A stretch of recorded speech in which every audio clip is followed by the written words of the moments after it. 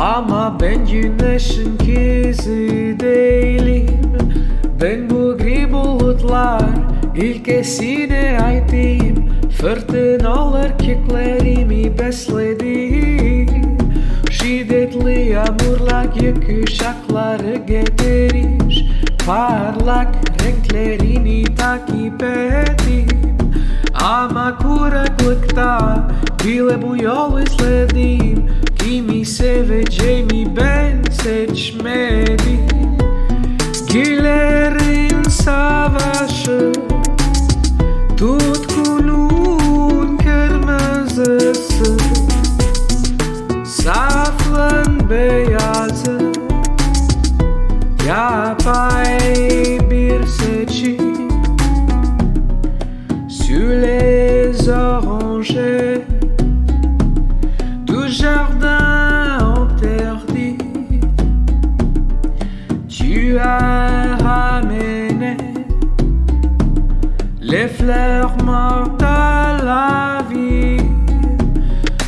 Mais notre printemps pour eux c'est enivré.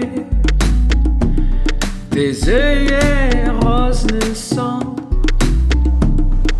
que des mauvais airs. Güllerin savaşı, tutkunun kırmızısı, saflığın beyazı, yapay bir seçim. Güllerin savaşı,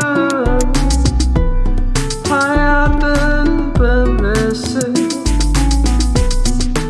yadı yasın sarısı, kızın hayal ettiğin gibi değil.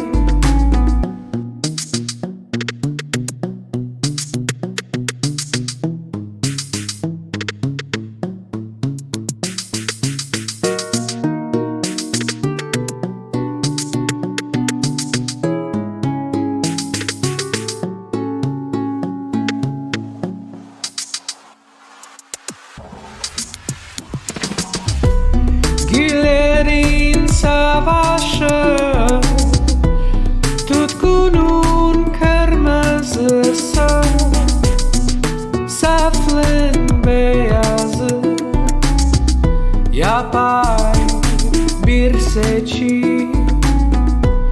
Güllerin savaşı, hayatın pembesi, yadı yasın sarısı, kızın